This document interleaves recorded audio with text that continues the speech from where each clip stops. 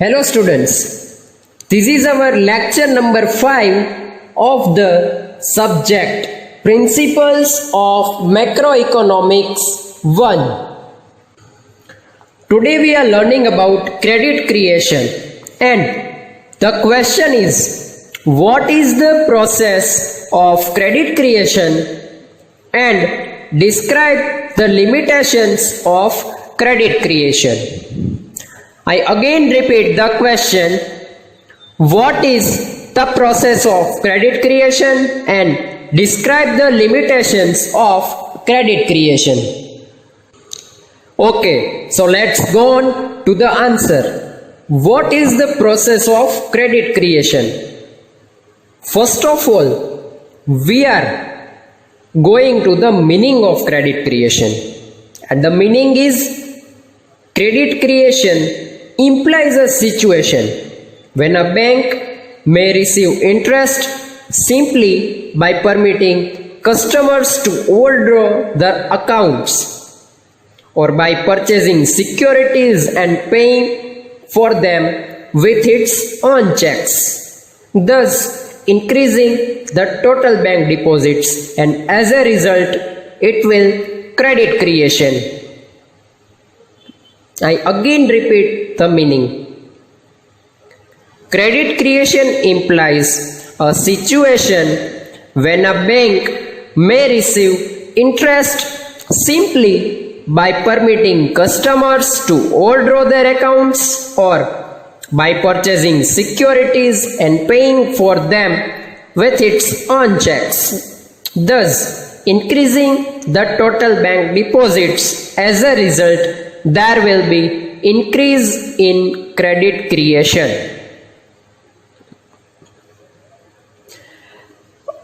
Credit creation is generally increasing by the first one we could say by providing the maximum loan to the customers, because if the banks are providing the loan to the customers, then customers have to pay the interest amount that will be decided by the bank or RBI. So that will be the income of the bank. The interest which is getting on the providing loans to the customers is considered as a income of the bank. So as a result, there will be a part of to increase the credit creation. In other words, by providing some overdraft facilities also, yes, sometimes that situation is also possible when the customer need more amount that the deposit, and sometimes there will be need more money એકાઉન્ટમાં હોય તેના કરતાં વધારે પૈસાની ઘણીવાર કસ્ટમરને જરૂરિયાત પડે છે. ક્યારેક કસ્ટમર એવી સિચ્યુએશનમાં છે, આઉટ ઓફ કન્ટ્રી છે, અધરવાઇઝ કોઈ એવા વિલેજમાં છે કે જ્યાં કેશની ફેસિલિટી નથી, કે વિથડ્રોલની ફેસિલિટી નથી, કે એવી ઓનલાઈન બેન્કિંગની સિસ્ટમ અવેલેબલ નથી, કે ત્યાં નેટવર્ક અવેલેબલ નથી. કોઈ પણ પ્રકારના સંજોગોમાં જ્યારે તેને બેંકમાં તેના ખાતામાં જમા કરાવવા પડે તેવી પરિસ્થિતિ ન હોય અને તેના કરતાં વધારે પૈસાની જરૂરિયાત પડે, ત્યારે નક્કી કરેલા દર મુજબ બેંક ઓવરડ્રાફ્ટની ફેસિલિટી પ્રોવાઈડ કરે છે. તો ઓવરડ્રાફ્ટની ફેસિલિટી જ્યારે બેંક પ્રોવાઈડ કરે છે ત્યારે તેની ઉપર અમુક ફિક્સ ચાર્જ વસૂલ કરે છે. જેટલા રકમની ઓવરડ્રાફ્ટની ફેસિલિટી એ મુજબ બેંક ચાર્જ વસૂલ કરે છે. તો એના દ્વારા આપણે કહી શકીએ કે આ એક બેંકની આવક થાય છે. બેંકની જ્યારે આવક થાય ત્યારે ક્રેડિટ ક્રિએશન આર ઓલવેઝ ઇન્ક્રીઝેસ. ત્યારબાદ જોઈએ તો જ્યારે સિક્યોરિટીઝ પરચેસ કરે છે customer, shares, bonds, debentures, bills of exchange, આ પ્રકારના અનેક દસ્તાવેજી જે પુરાવાઓ છે તે પરચેસ કરે છે, તો ઘણીવાર એવું થાય છે કે કસ્ટમરને ડાયરેક્ટલી ઇન્સ્ટ્રક્શન્સ નથી હોતી કે કઈ રીતે પરચેસ કરવું. અધરવાઇઝ પેમેન્ટ મોડ છે એ કેશની જગ્યાએ ઓનલાઈન છે, ધેટ ઇઝ વેરી બેટર. કેમ કે જો ટ્રાન્ઝેક્શન્સ છે તમે રેકોર્ડ કરવા માંગતા હોય પ્રોપરલી, તો online payment is the best way. કેમ કે એના ઉપર સરકારની નજર રહે છે અને તેની માટે ટ્રાન્ઝેક્શન્સ પર પણ સિક્યોરિટી રહે છે. સો ઘણીવાર એવું થાય છે કે આવી સિક્યોરિટીઝ પરચેસ કરવા માટે કસ્ટમર્સ છે એ બેંકનો આશરો લે છે. તો બેંક ત્યારે શું કાર્ય કરે છે? તો કે જે સિક્યોરિટીઝ પરચેસ કરે છે તે કંપની અને જે પરચેસ કરવા માગે છે તે કસ્ટમર બંનેની વચ્ચે મધ્યસ્થી તરીકેનું કાર્ય કરે છે. કસ્ટમરને હેલ્પ કરે છે કોઈ પણ કંપનીની શેર્સ, બોન્ડ્સ કે ડિબેન્ચર્સ જેવી સિક્યોરિટીઝ પરચેસ કરવા માટે, અને તે માટે બેંક અમુક માઇનોર ડિસાઇડ કરેલા જે રેટ્સ હોય એ અકોર્ડિંગ એનું ઇન્ટરેસ્ટ ચાર્જ કરે છે. તો બેંક માટે એક આવકનો સોર્સ કહી શકાય. તો આ આવકના સોર્સ દ્વારા બેંક જે છે એ પોતાનું ક્રેડિટ ક્રિએશન કરી શકે છે. તો આપણે આ રીતે એવું પણ કહી શકીએ કે by purchasing sales and securities bank can increases their credit creation. તેમ છતાં બેંક પાસે ક્રેડિટ ક્રિએશનને ઇન્ક્રીઝ કરવાના ઘણા બધા રસ્તાઓ છે. જેમ કે કસ્ટમર છે બેંકની અંદર ડિપોઝિટ જમા કરાવે છે, બેંક પાસેથી લોન લે છે, કે આવી રીતની સિક્યોરિટીઝ દ્વારા કોઈ પણ ટ્રાન્ઝેક્શન કરાવે છે, ઓનલાઈન કોઈ પણ એક એકાઉન્ટમાંથી બીજા એકાઉન્ટમાં પૈસા ટ્રાન્સફર કરવાના થાય છે, કોઈ પણ વસ્તુની ઓનલાઈન પરચેસ કરેલી હોય અને ઓનલાઈન પેમેન્ટ કરવાનું થાય છે. તો ઘણા બધા મોડ અવેલેબલ છે જેના દ્વારા બેંક પોતાની ઇન્કમના સોર્સિસ અવેલેબલ કરી શકે છે. તો આપણે તેને સમજીએ. જ્યારે કોઈ પણ વ્યક્તિ લોન લે છે તેના બદલામાં બેંક ઇન્ટરેસ્ટ ચાર્જ કરે છે. That is credit creation, that is source of income for the bank. Yes, online transaction. Yes, bank helps for the online transaction from one bank to another bank. Yes, for that banks are take a minor charge according to their policies. Next, ક્યારેક આપણે online કોઈ પણ વસ્તુની purchase કરીએ છીએ, online selling કરીએ છીએ, આની અંદર ટ્રાન્ઝેક્શન્સ માટે મીડિયેટર તરીકે કામ બેંક કરે છે. તો બેંક આવા ટ્રાન્ઝેક્શન માટે વચ્ચે અમુક ચાર્જ જે અમુક ઘણીવાર આરબીઆઈ દ્વારા નક્કી કરેલા હોય છે, ઘણીવાર કોમર્શિયલ બેંક એસોસિએશન દ્વારા નક્કી કરેલા હોય છે. તો આ પ્રકારના જે ચાર્જિસ છે જે લગાવે છે તેના દ્વારા બેંકને એક sources of income, that is the part of income. So we could say it is helpful to increase their credit creation. Yes, and adequate supply of cash money, that is also important part. વ્યક્તિને જ્યારે લોનની જરૂરિયાત છે ત્યારે loan sanction થાય. ખરેખર જે સમયગાળો આપેલ છે તે જ સમયગાળા દરમિયાન તેની લોન સેન્કશન થાય એટલે કે મંજૂર થાય છે. તો તે વ્યક્તિને જ્યારે સમય હોય ત્યારે લોનની એમાઉન્ટ એના એકાઉન્ટમાં મળી રહે છે. યસ, અને બીજી વસ્તુ, ફોર ધ સિક્યોરિટી પ્રિકોશન્સ, બેંકે તેના પર વોચ રાખવી ખૂબ જ જરૂરી છે કે ખરેખર જે હેતુસર લોન લેવામાં આવે છે તે હેતુસરે લોનનો ઉપયોગ થાય છે. ઘણીવાર વ્યક્તિ એજ્યુકેશન લોનના નામે ધંધાની અંદર ઇન્વેસ્ટ કરે છે.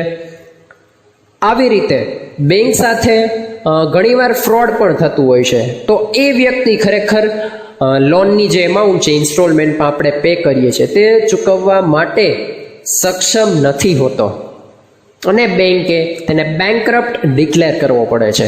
ઘણીવાર આવી સિચ્યુએશન ઊભી થાય છે જેના કારણે ઘણા બધા લોકોની ડિપોઝિટ્સ એઝ એ કેશ બેંકની અંદર હોય છે, તેનો ઉપયોગ બેંક દ્વારા કરવામાં આવે છે અને આના લીધે આખું બેંકનું જે તંત્ર છે એ ડિસઓર્ડર થઈ જાય છે.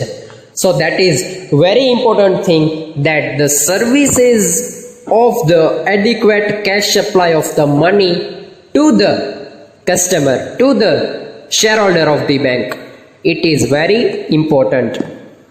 And according to the Reserve Bank of India's policy, bank have to keep minimum cash reserve also, because it is helpful in some time there will be for critical situations and if more demand of credit, so that it is very important to keep minimum cash reserve ratio for the commercial bank.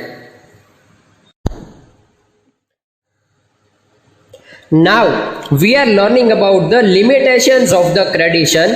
That is the second part of the question. What is the limitations of credit creation? In limitation, first point is total cash money ratio.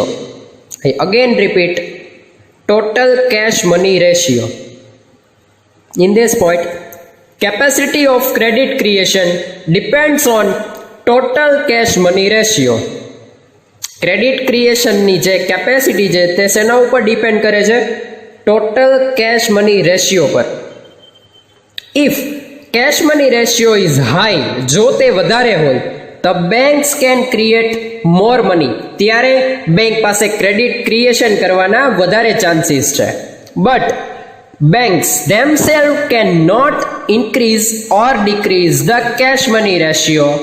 જો bank પોતાની જાતે આની પર નિયંત્રિત ન કરી શકે, એટલે કે ઇન્ક્રીઝ અને ડિક્રીઝ કરવા માટે, it can be done by the RBI or the central bank of the country. તો તે પ્રક્રિયાને આરબીઆઈ દ્વારા હાથ ધરવામાં આવે છે, એટલે કે રિઝર્વ બેંક ઓફ ઇન્ડિયા દ્વારા તે કાર્ય કરવામાં આવે છે. If the central bank expands the cash money ratio, banks can create more credit. જો સેન્ટ્રલ બેંક છે તે રેશિયોને એક્સપાન્ડ કરે છે, એટલે કે વ્યાજના દરને વધારે છે, તો લોકો વધારે ઇન્વેસ્ટમેન્ટ કરે છે અને તેના દ્વારા ક્રેડિટ વધે છે. But if it contracts the cash money ratio, it can create less money. જો તેમાં ઘટાડો કરવામાં આવે તો ક્રેડિટ ક્રિએશનનો રેટ ઘટી જાય છે. As a result, its capacity of creation of the credit is very limited. Number 2, cash preference of the people. In this point, cash preference of the people also limits the credit creation. Cash preference is propensity of the people to keep money on their hand. If the central bank provides more supply of money, but if people keep more money on hand, credit creation cannot be increased. Bank દ્વારા cache supply વધારવામાં આવે, પરંતુ લોકો રોકડને પ્રથમ મહત્વ આપે, એટલે કે રોકડ પોતાની પાસે વધારે રાખે અને બેંકની અંદર ઓછી ડિપોઝિટ્સ કરાવે છે, ત્યારે શું થાય છે? તો કે ક્રેડિટ ક્રિએશન એકદમ ડિક્રીઝ થઈ જાય છે. કેમ કે એ ફોર્મમાં બેંક પાસે કોઈ પણ પ્રકારનું ક્રેડિટ જે છે અવેલેબલ નથી થતું. આગળ જોઈએ તો in the time of recession such a situation અરાઇઝિસ. રિસેશનમાં આવી સિચ્યુએશન બહુ જ ઊભી થાય છે. Cash money ratio is increase but cash preference is high as the recession level is high. Credit creation does not increase much. જ્યારે મંદીની situation હોય ત્યારે ક્રેડિટ ક્રિએશન ડિક્રીઝ થાય છે. કેમ કે ત્યારે રોકાણકારો એક્ટિવ નથી હોતા, ત્યારે જે કેશનું સાયકલિંગ હોય છે તે પણ લો હોય છે, જેના કારણે ક્રેડિટ ક્રિએશન લો થાય છે. પણ at the time of inflation, તેજીનો સમયગાળો હોય છે, ત્યારે રોકાણકારો વધે છે, પ્રોપર્ટી પરચેઝર વધે છે. તો આ રીતે રોકાણ વધારે થાય છે, તો જે કેશની સાયકલ એ પ્રોપરલી મેન્ટેન થાય છે, તો ત્યારે આપણે કહી શકીએ the minimum cash preference of the people is also depend for the credit creation. Limitations number 3, minimum proportion of cash reserve. I again repeat number 3, minimum proportion of cash reserve. In this point, cash reserve ratio of the bank also affects the credit creation. Banks keep certain part of total deposits as a cash reserve. Bank પાસે જે deposits આવે છે તેની અંદરથી અમુક જે ભાગ હોય છે બેંકે રિઝર્વ એટલે કે અનામત તરીકે રાખવો પડે છે.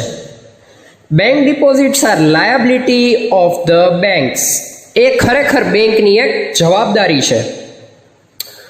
ટુવર્ડ્સ ધ ડિપોઝિટર્સ, નાણાં જમા કરાવનાર કસ્ટમર માટે. they may withdraw deposits anytime, તે ગમે ત્યારે તેમાંથી ઉપાડ કરી શકે છે. If the banks cannot return the deposits at the time, they lose the trust of the people.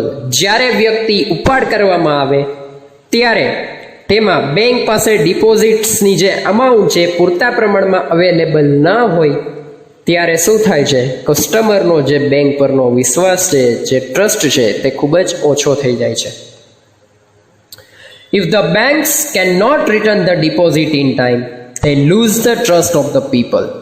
All depositors may rush to get their deposits back, and the banks can face liquidation in this way.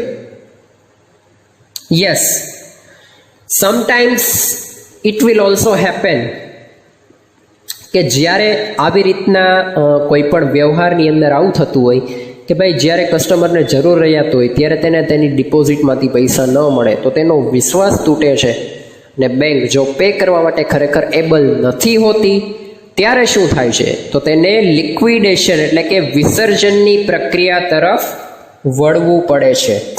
Limitations number 4, demand for finance and loan. I again repeat, number 4, demand for finance and loan. If cash money ratio is high, cash preference is low and cash reserve ratio is less. But if there is no demand for advances and loans, કે જ્યારે loans માટે થઈને ખરેખર કોઈ પણ પ્રકારની માંગ માર્કેટની અંદર નથી ઉદ્ભવતી, now can banks create credit, તો તેની માટે બેંકે ક્રેડિટ ક્રિએશન કરવું પડે છે. Thus banks must have demand for loans and advances. So bank ફરજિયાત જે લોન્સ અને એડવાન્સીસની ડિમાન્ડ એટલે કે ત્યારે એની જરૂરિયાત પડે છે, માંગ ઊભી થાય છે. ઇન ધ ટાઈમ ઓફ બૂમ, જ્યારે બૂમ એટલે કે તેજી હોય છે, demands for the finance and credit goes up. જ્યારે તેજી હોય છે ત્યારે રોકાણો વધુ વ્યાપક બને છે.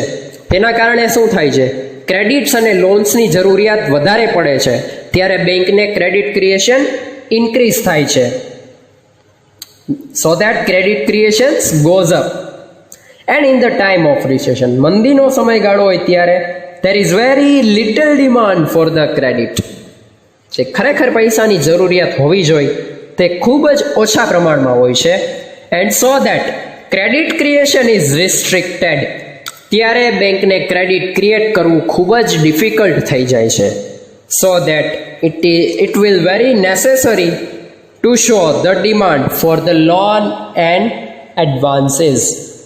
Next number 5, requirement for the assets. Securities. When commercial banks give credit or loans, they ask for certain securities from the people. જ્યારે બેંક કોઈ પણ વ્યક્તિને લોન એટલે કે ધિરાણ આપે છે ત્યારે બેંક પોતાના જે એમાઉન્ટ પે કરે છે તેની સેફટી માટે સિક્યોરિટીઝ જે છે ડિમાન્ડ કરે છે. સિક્યોરિટીઝની અંદર શું શું હોઈ શકે, કોઈ પણ કંપનીના શેર હોઈ શકે, કોઈ પણ બોન્ડ્સ હોઈ શકે, કોઈ પણ પ્રોપર્ટી બી હોઈ શકે, કોઈ પણ પ્રકારના બિલ્સ ઓફ એક્સચેન્જ બી હોઈ શકે, કોઈ પણ પ્રકારની એ રીતની મોર્ટગેજની વસ્તુ જે બેંક ડિમાન્ડ કરે છે જ્યારે તે લોન પ્રોવાઈડ કરે છે. યસ, પણ જ્યારે એ એસેટ્સની રિક્વાયરમેન્ટ્સ છે, વ્યક્તિ લોન રીપે કરે છે ત્યારે એ પરત કરી આપવામાં આવે છે. પણ ઘણીવાર એવું થતું હોય છે, when banks do not accept any securities, they have faith in the borrower's credit worthiness. આવું થાય છે ત્યારે ઘણીવાર ફ્રોડ થવાના ચાન્સીસ રહે છે. ખાલી ક્રેડિટ વર્ધીનેસ એટલે કે તેની શાખ ઉપર પૈસા આપી દે છે અને ઘણીવાર એ વ્યક્તિ શાખ પર લોન લે છે, પરંતુ જ્યારે રીપેમેન્ટ કરવાનું હોય છે ત્યારે તે સક્સેસફુલ નથી થતો. આના કારણે શું થાય છે કે બેંકની પ્રોપર્ટી પણ જાય છે અને આપેલી લોનના પૈસા પણ જાય છે. જો આવી સિચ્યુએશનમાં પણ વ્યક્તિ નાદાર થઈ જાય તો બેંક તેની પાસેથી કાંઈ પણ વસૂલ કરી શકતી નથી. સો આ એક લિમિટેશન્સ કહેવાય કે જે ખરેખર requirement for the assets should need, that is not available. Okay, limitations number 6, the credit policy of the central bank. I again repeat point number 6 of the limitations, the credit policy of the central bank. In this, credit creation of commercial banks is restricted and monitored by the credit policy of the banks. તમામ પ્રકારની જે commercial banks હોય છે તેના ઉપર કોની watch હોય છે? RBI, reserve bank of India, the father of the all banks. In this context, the central banks declares credit policy now and then, in the time of recession and in the time of inflation. It is also affected. Yes, તો credit policy ખરેખર કેવી હોવી જોઈએ કે રિસેશનનો time છે ત્યારે ઘણીવાર અમુક કોમર્શિયલ બેંક છે જે પોતાના રેટ્સ ઇન્ક્રીઝિસ કરી દે છે. So that is not proper. Recession એટલે કે મંદીના ટાઈમની અંદર બેંકે પોતાના રેટ્સ ડિક્રીઝ કરી દેવા જોઈએ, તેથી કસ્ટમર માટે તે વસ્તુ ઇઝી રહે. અને in the time of inflation તેજીના સમયગાળામાં વધારી દેવા જોઈએ, જેનું કારણ છે કે ત્યારે ઇન્વેસ્ટમેન્ટ વધારે થાય છે તો the flow of the cash is very fast. રોકડ પ્રવાહ વધારે પ્રમાણમાં હોય છે ત્યારે કસ્ટમર છે જે એબલ હોય છે પે કરવા માટે થઈને. So that it is very important, the credit policy of the central bank must in a proper manner for the customer. But if it should not, then that will be the limitations for the credit policy, and it is also decreases the credit creation. Next point, number 7, total reserves of the bank. I again repeat number 7, total reserves of the bank. The proportion of the credit creation depends on total reserves of the bank. If the banks have more reserves with them, they can create more credit. If the banks have less reserves with them, then they can create less credit. So, the proportion of total reserve, its capacity to create the credit, and thus the total reserve of the banks also limit their capacity to create the credit. Yes, જેનો અર્થ એવો થાય છે કે બેંકે ખરેખર RBI દ્વારા જે policy જે છે રેગ્યુલેટ કરવામાં આવી છે એ પ્રમાણેની બેંક પાસે રિઝર્વ એટલે કે અનામત હોવી ફરજિયાત છે. ઘણીવાર એવું થાય છે કે એટલી અનામત બેંક પાસે રિઝર્વ હોતી નથી અને જ્યારે કસ્ટમરને લોનની જરૂરિયાત પડે, જ્યારે વિડ્રોલની જરૂરિયાત પડે ત્યારે તે પૂરતા પ્રમાણમાં અવેલેબલ નથી થતું, જેના કારણે તેની બેંકની શાખ પર અસર થાય છે અને કસ્ટમર જે પોતાનો ટ્રસ્ટ જે બેંક સાથે હોય તે ગુમાવે છે. સો આ એક લિમિટેશન્સ ક્રિએટ કરે છે. So it is very important to maintain the reserve, the proportion of the minimum reserve which is provided by the Reserve Bank of India is must needful aspect. And now we are go to the last point of the limitations for credit creation, point number 8. Point number 8 is hindrance in deposits. I again repeat, hindrance in deposits. થાપણમાં અવરોધક. When banks give a loan or credit to anyone, it deposits the amount in the borrower's account. જ્યારે bank દ્વારા loan provide કરવામાં આવે કે શાખ ઉપર નાણાં ધિરાણ કરવામાં આવે છે ત્યારે તેને એમાઉન્ટ જે છે એ બોરોવર્સ એટલે કે તેના ખાતામાં જમા કરવામાં આવે છે. This becomes the derived deposits. પણ ઘણીવાર એવું થતું હોય છે, it is assumed that the customer withdraws the money by check, but often this is not the case. If the person withdraws all the money at a time and spends it, credit creation cannot take place. ઘણીવાર આવું થતું હોય છે કે વ્યક્તિ પોતાના ખાતામાં રહેલી તમામ રકમ વિડ્રો કરે છે કે તેનો ઉપાડ કરી લે છે, તો બેંક પાસે જરૂરી એવું એક એનો રિઝર્વ રેશિયો છે બેંક દ્વારા પ્રોવાઈડ કરવામાં આવે છે કે મિનિમમ આટલી એમાઉન્ટ જે છે કસ્ટમરે પોતાના એકાઉન્ટમાં રાખવી જરૂરી છે. જો એ મિનિમમ એમાઉન્ટ એકાઉન્ટની અંદર નથી હોતી ત્યારે બેંક માટે એક અવરોધ ઊભો થાય છે, જેના દ્વારા ક્રેડિટ ક્રિએશન ખૂબ જ ડિક્રીઝ થાય છે. તો આ પ્રમાણે આપણે ટોટલ 8 લિમિટેશન્સ જોઈ, limitations of the credit creations. Thank you.